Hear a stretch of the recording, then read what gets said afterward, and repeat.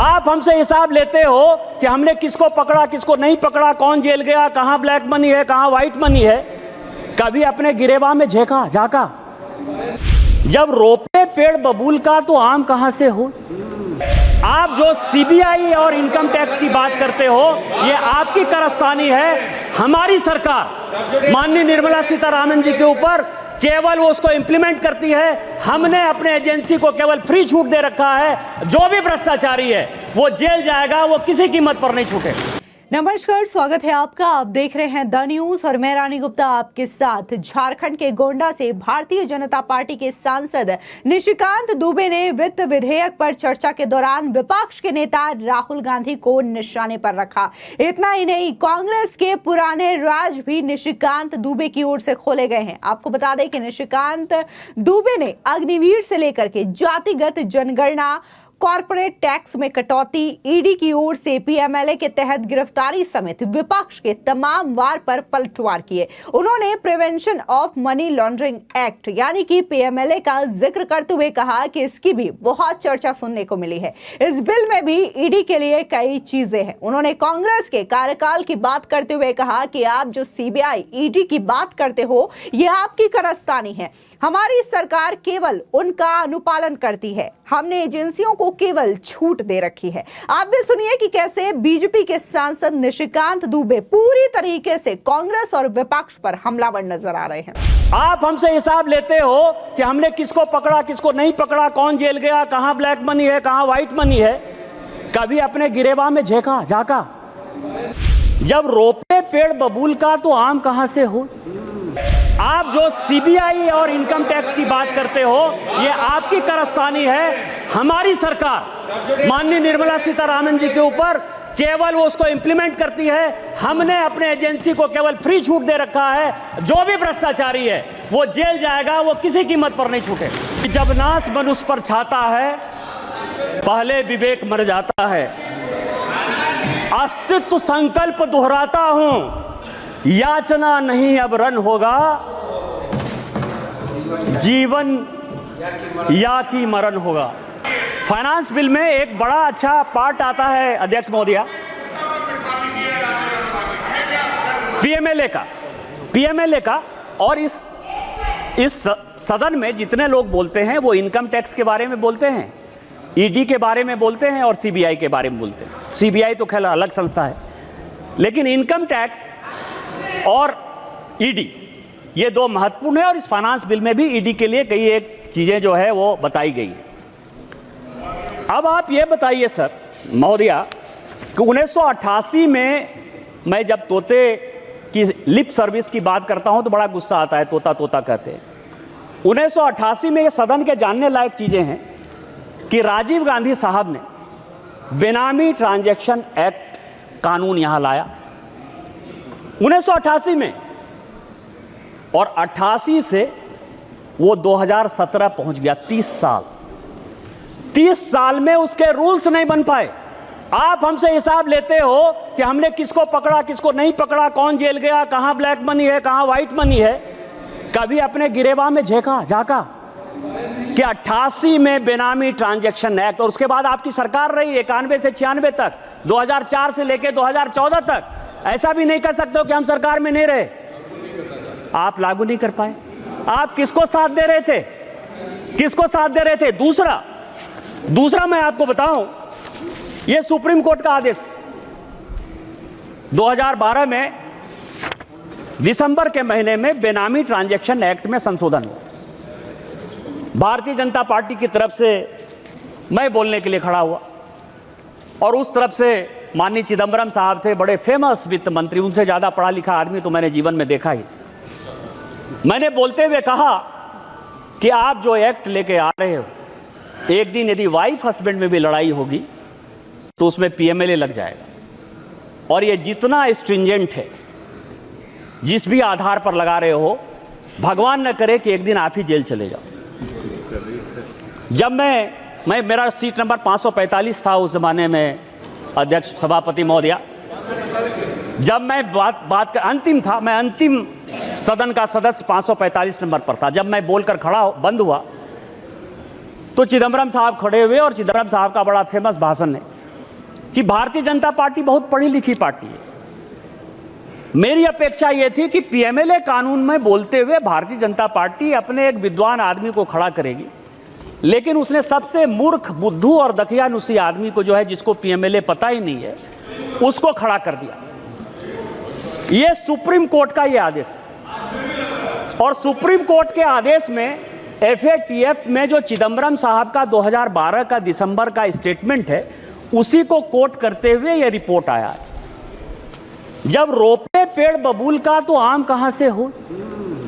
Income tax में direct tax code पर हमारी फाइनेंस की कमेटी, यशवंत सिन्हा चेयरमैन थे, मैं उसका मेंबर था, 5 साल तक हम लोग मेहनत करते रहे कि डायरेक्ट टैक्स कोड को हम लोग बदल देंगे। पीएमएलए में आप स्ट्रिंजेंट कानून लेके आ गए, तो जब लेकर आ गए बिना किसी एक पैसा को खर्च करते हुए, यदि कांग्रेस पार्टी ने आपको 90 करोड़ रुपया दे दिया और आपने जो है यंग इंडिया खरीद लिया, नेशनल हेराल्ड खरीद लिया, 750 करोड़ की संपत्ति बिना किसी पैसे के आपको मिल गई, तो क्या राहुल साहब, जो चिदम्बरम साहब का कानून है, उसमें आप जेल नहीं जाओगे? ये जेल नहीं जाओगे? और मैं तो कोट कर रहा हूं सुप्रीम कोर्ट के आदेश के आधार पर। तो इसीलिए आप जो सीबीआई और इनकम टैक्स की बात करते हो, ये आपकी कारस्तानी है। हमारी सरकार माननीय निर्मला सीतारामन जी के ऊपर केवल वो उसको इंप्लीमेंट करती है। हमने अपने एजेंसी को केवल फ्री छूट दे रखा है। जो भी भ्रष्टाचारी है वो जेल जाएगा, वो किसी कीमत पर नहीं छूटे। माननीय सदस्य कंप्लीट करिए प्लीज।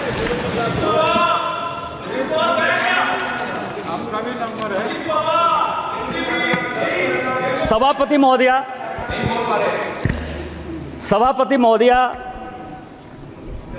इस देश के हालात बहुत अच्छे। हम 2047 तक विकसित भारत बनाने की कल्पना में, माननीय प्रधानमंत्री जी यक्ष युधिष्ठिर वार्ता में उस दिन बोलते हुए माननीय राहुल गांधी जी ने कहा कि 6 महारथी थे। 6 महारथी नहीं थे, 9 महारथी थे। 9 महारथी थे और 7 महारथी चक्रव्यूह लड़ रहे थे और 2 महारथी चक्रव्यूह के बाहर जो है 4 लोगों को, पांडवों को रोकने की कोशिश कर रहे थे। उसमें भीम थे, सात्विक थे, नकुल थे और सहदेव थे। और उसी में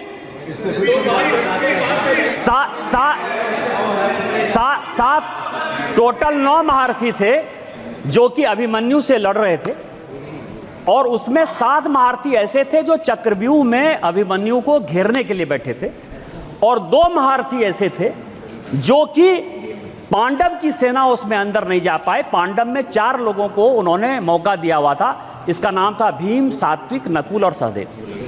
और जिसकी रक्षा जो है जयद्रथ कर रहे थे उस दरवाजे की, तो उसमें नहीं जाए।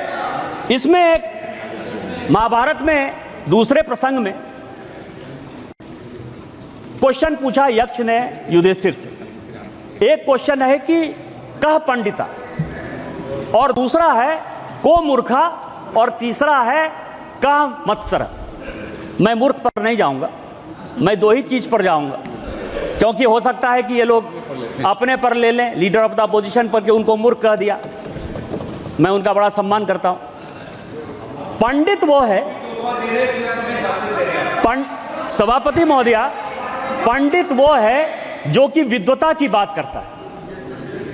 Leader of the parrot, lie of the parrot या लिप्स ऑफ द पैरट, वो केवल और केवल डिस्टॉर्शन ऑफ फैक्ट्स जो हमारे महाभारत का है, गीता का है, रामायण का है, महाभारत का है, वही करते रहते हैं। इसलिए उनको सोचने की बात है कि वो पंडित हैं कि नहीं। लेकिन जो मत्सर है, मत्सर के बारे में बड़ी अच्छी बात कही गई है कि जिसको ईर्ष्या हो, द्वेष हो, जलन हो, किसी के आगे बढ़ने पर जो है परेशानी हो, उसको मत्सर कहा जाता है। आज जो कांग्रेस पार्टी की स्थिति है वो यक्ष युधिष्ठिर वार्ता का मत्सर है। भारत इतना ग्रो क्यों कर रहा है? भारत इतनी बड़ी इकोनॉमी में क्यों जा रहा है? भारत दुनिया की तीसरी इकोनॉमी 2027 में क्यों हो जाएगा? और इस कारण से युवाओं को भड़काओ, किसानों को भड़काओ।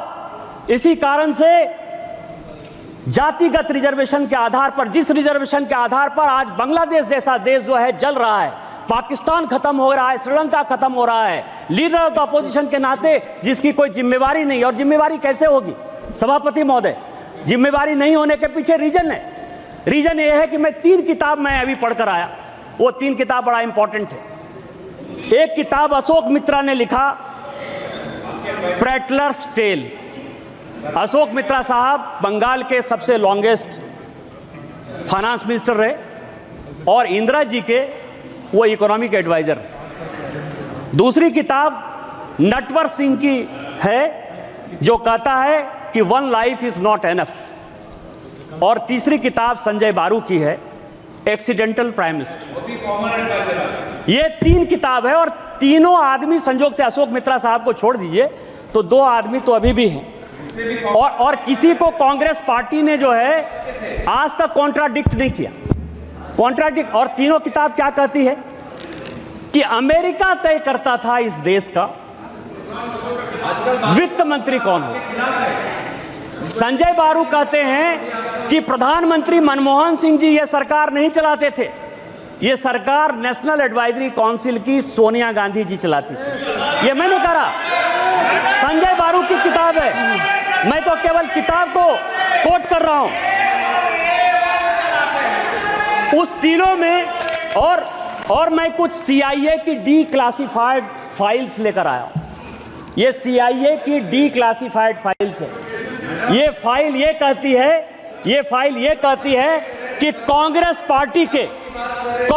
पार्टी के सभी लोग सोवियत रूस से बिके हुए थे। वो पैसा लेते थे, पैसा लेकर वो जो है देश की पॉलिसी बनाते थे, देश का कैसे नुकसान हो वही काम करते थे। ये डीक्लासिफाइड फाइल कहती है।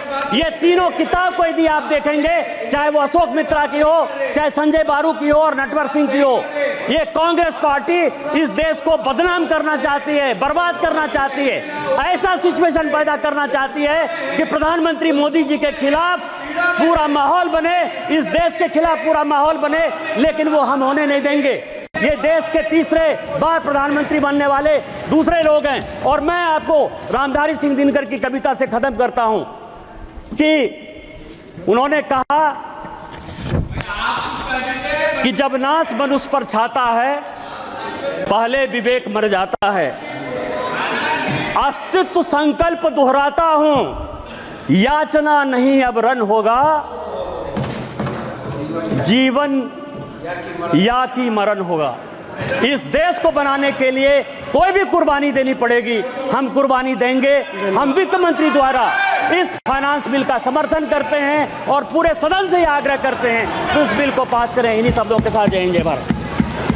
इस दौरान निशिकांत दुबे ने कहा कि 1988 में राजीव गांधी बेनामी ट्रांजैक्शन बिल इस सदन में लेकर के आए। 30 साल में उनके रूल्स नहीं बन पाए। उन्होंने कहा कि ये भी नहीं कह सकते हो कि हम सत्ता में नहीं रहे, आपकी सरकारें भी रही और आप हमसे हिसाब पूछते हो कि कौन कहां गया, कहां पकड़ा गया, आप किसका साथ दे रहे थे। निशिकांत दुबे ने कहा कि साल 2012 में दिसंबर महीने में बेनामी ट्रांजैक्शन एक्ट में संशोधन का विधेयक आया। मेरी सीट नंबर 545 थी। अंतिम बेंच बीजेपी की ओर से बोलने के लिए खड़ा हुआ, दूसरी ओर से चिदंबरम साहब थे। उन्होंने कहा कि तब मैंने कहा था कि आप ये जो एक्ट ला रहे हो, हस्बैंड वाइफ में लड़ाई होगी तो भी कहीं पीएमएलए ना लग जाए, कहीं ऐसा ना हो जाए कि आप ही एक दिन जेल चले जाए। निशिकांत ने कहा कि चिदंबरम ने तब बीजेपी को पढ़े लिखे लोगों की पार्टी बताते हुए कहा था कि एक मूर्ख को खड़ा कर दिया बोलने के लिए, जिसे यही नहीं पता कि पीएमएलए होता क्या है। उन्होंने नेशनल हेराल्ड केस का जिक्र करते हुए कहा कि राहुल गांधी जी, जब आप 750 करोड़ की संपत्ति 90 करोड़ में खरीद लोगे तो क्या आप चिदंबरम साहब के कानून के मुताबिक जेल नहीं जाओगे? हमारी सरकार इसे केवल लागू करती है। उन्होंने राहुल गांधी को एलओपी यानी कि लिप्स ऑफ पैरट कह करके संबोधित किया और कहा कि आज पूरी दुनिया की स्थिति क्या है, जिनकी नीतियों में कांग्रेस प्रभावित रही है। पूरी दुनिया कहरा रही है, सारे दुकान बंद होते नजर आ रहे हैं, बेरोजगार बेरोजगारी की भयंकर स्थिति है, महंगाई दर की स्थिति भी बहुत खराब है। निशिकांत दुबे ने कहा कि पूरी दुनिया को किसी भी पैमाने पर मापेंगे तो आपको लगेगा कि प्रधानमंत्री और वित्त मंत्री की नीतियां आशा की किरण है। उन्होंने कहा कि हम धर्म को मानने वाले लोग हैं और वो जो कहता है उसी के आधार पर चलते हैं। इस दौरान निशिकांत दुबे ने कंपनियों के लिए टैक्स में कटौती पर कहा कि इसलिए करना पड़ा क्योंकि हमारी कंपटीशन सिंगापुर, यूएई जैसे देशों से है जहां कर की दरें कम है। कंपनियां आएंगी तो हमारे नौजवानों को रोजगार मिलेगा। उन्होंने राहुल गांधी को निशाने पर लेते हुए कहा कि ये शिव को गलत कोट करते हैं, अराजकता फैलाते हैं। बीजेपी सांसद ने कहा कि अनुराग सिंह ठाकुर की बात से पूरी तरीके से सहमत नहीं हूं।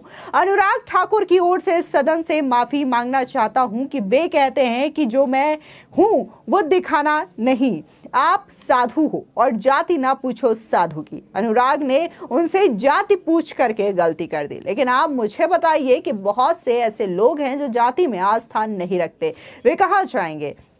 ये तमाम चीजें हैं जिसको लेकर के आज निशिकांत दुबे कांग्रेस और राहुल गांधी पर हमलावर नजर आए। सीधे तौर पर राहुल गांधी को निशिकांत दुबे ने एक तोता भी करार दिया और इसी के साथ ही उन्होंने कटाक्ष करते हुए ये भी कह दिया कि राहुल गांधी से तो उनकी जाति पूछ करके अनुराग सिंह ठाकुर ने गलत कर दिया, क्योंकि कहा जाता है कि साधु से जाति नहीं पूछी जाती। तो ये तमाम चीजें रही जिसको लेकर के फिलहाल तो बीजेपी के निशिकांत दुबे हमलावर नजर आए। जिस तरीके से पीएमएलए एक्ट हो या फिर जिस तरीके से अग्निवीर का मुद्दा हो, जातीय जनगणना का मुद्दा हो, इन तमाम चीजों को लेकर के यहां पर निशिकांत दुबे जो है वो राहुल गांधी पर लगातार हमला करते हुए नजर आए और बकायदा सदन में आज कांग्रेस पार्टी के ही पुराने राज खोलते हुए दिखाई दिए कि कैसे पीएमएलए एक्ट हो या फिर जो ट्रांजैक्शन बिल हो, इस तमाम चीजों को लेकर के कांग्रेस सरकार ने ही काम किया है। और उनका कहना है कि सीबीआई हो या फिर आईटी हो,